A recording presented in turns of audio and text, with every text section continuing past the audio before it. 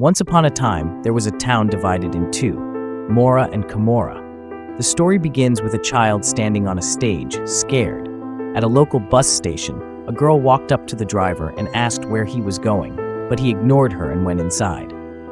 Inside, a Mora man was furious with his younger brother for working as a servant in a restaurant. He reminded him of his responsibility as the heir to their father's legacy. The girl later went to the restaurant where the boy was serving. He came over and asked what she wanted, took her order, and confirmed that she was a guest. She told him she was traveling to a place called Gina to work as a doctor. The boy, who was also heading to Gina, offered to guide her there. In another scene, the boy's father was holding a gun in a room filled with weapons. He demanded the release of Mora prisoners and instructed his men to deliver the weapons that night.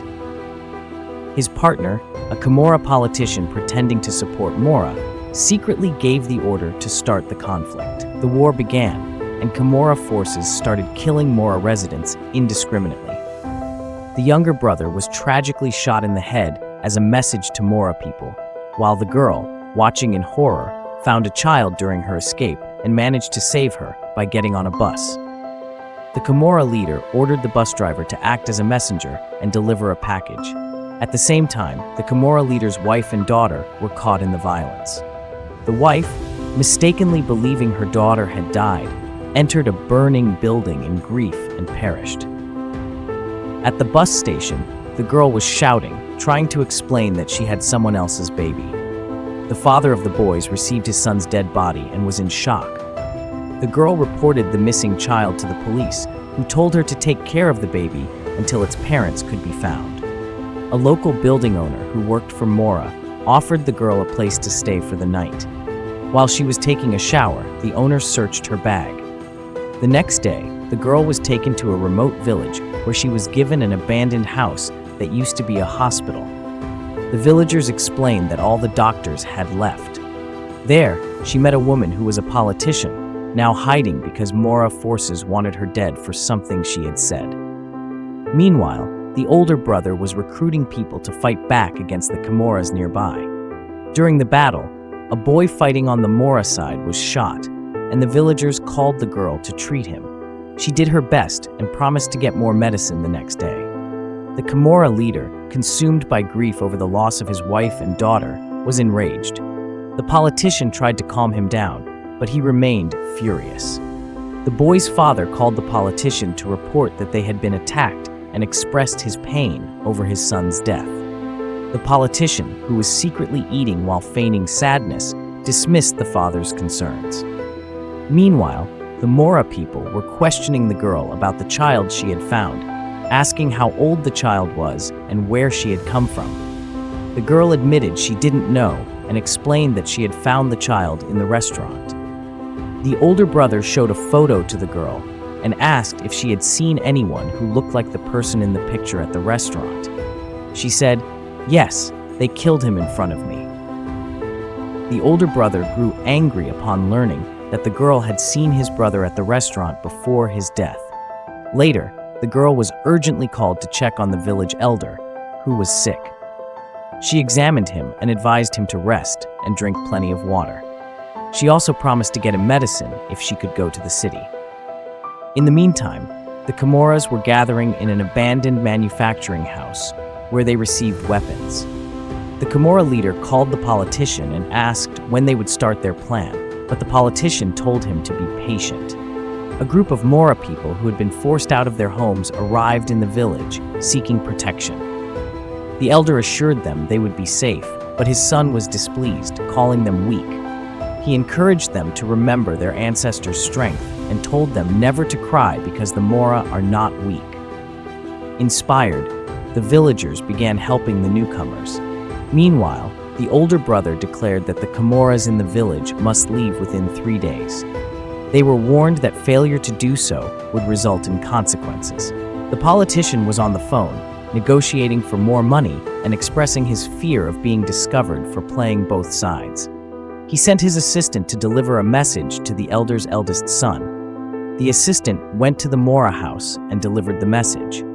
Afterward, the house owner, a Mora, poisoned her drink, ensuring she would fall into a deep sleep from which she would not wake unless someone roused her. She called the leader and informed him that the killer of his younger brother was hiding in the old manufacturing house.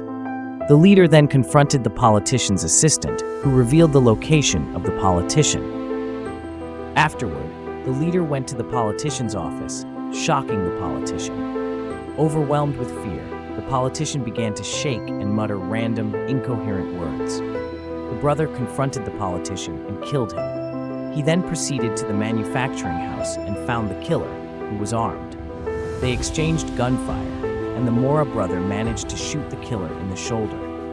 However, the killer escaped by triggering an explosion in the gas pipeline. The brother returned to the village with medicine for the elder. That night, he told the girl she would be teaching the Mora children how to treat injuries and help themselves.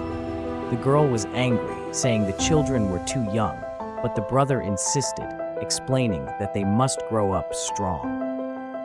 The next morning, the children gathered for the lesson, but instead of teaching them about treating injuries, the girl taught them to value their individuality and not let anyone rule over them. The hiding politician, crying, hugged the children, revealing that she had once taught them before. When the brother came to check on the lesson, he found the children doing nothing and became furious. The girl argued with him, and he told her they must be strong like the Mora people. When she returned to her room, the politician was there.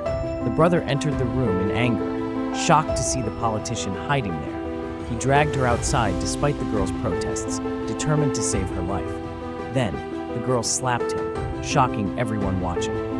The brother was then informed that the 3-day deadline for the Comoras in the village to leave had passed. He also learned that one of the injured boys was a Comora. At that moment, a message arrived saying the village farm was on fire. Everyone, both Mora and village Comora, rushed to extinguish the flames. Meanwhile, the Comora leader's friend told him that his daughter might still be alive. Desperate, the leader went to the police station to report the missing child, but the cop told him to come back later. Angered, the leader punched him. He then went to a Mora rental house, where he found the Mora girl. He captured her, and she called the leader, saying goodbye. The leader went to the house, only to find out she had been killed by the Comora leader. The doctor later discovered poison in the elder's food and rushed to stop him from eating it. A Comora spy attacked her, but other villagers intervened, and the spy was killed. The elder called his son, and the brother asked, "What happened?" The elder replied, "The government has sent groups for the Moras and Comoras to sign a peace treaty.